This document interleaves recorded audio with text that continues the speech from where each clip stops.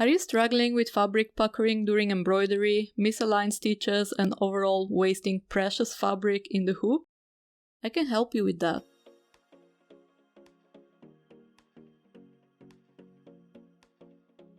A lot of embroidery machines don't offer the option to make a basting stitch, which is crucial to keep the fabric and the top stabilizer in place when embroidering very dense stitches or keeping everything flat, for example, when you're embroidering on faux fur. So I created a little freebie pack of basting stitches for each hoop size in order to help you out. Go ahead and load the file that fits your hoop size. You can lightly stretch the stitches or make them rectangular or square depending on your need. In certain machines there is a fixed amount you can stretch or shrink a design, so if you require a bigger or smaller size, I would just recommend choosing a different basting stitch hoop size from the freebie folder. When you're all set, you can go and upload the file you want to embroider. I will just use some preset letters for this one.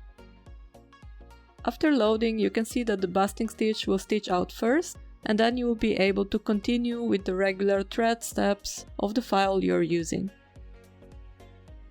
Before starting, I would suggest to set your embroidery foot height a little higher.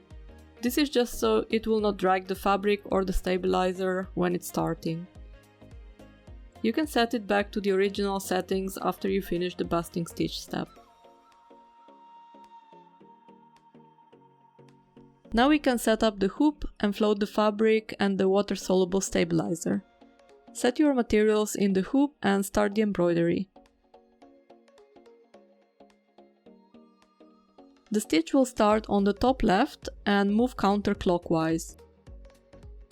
You can hold the stabilizer with your hand a little, or you can even tape or pin it to make sure it doesn't move during this step.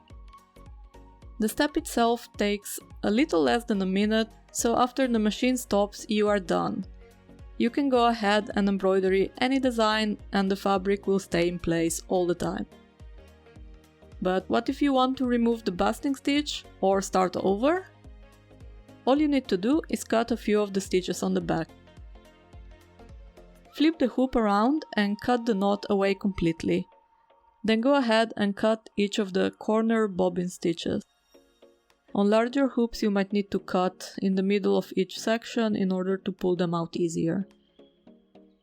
After that you can pull all the bobbin thread out. It should be very easy to pull out by hand. Because the bottom thread is undone, the top thread will come right off, leaving no mark behind. Thank you very much for watching and happy stitching!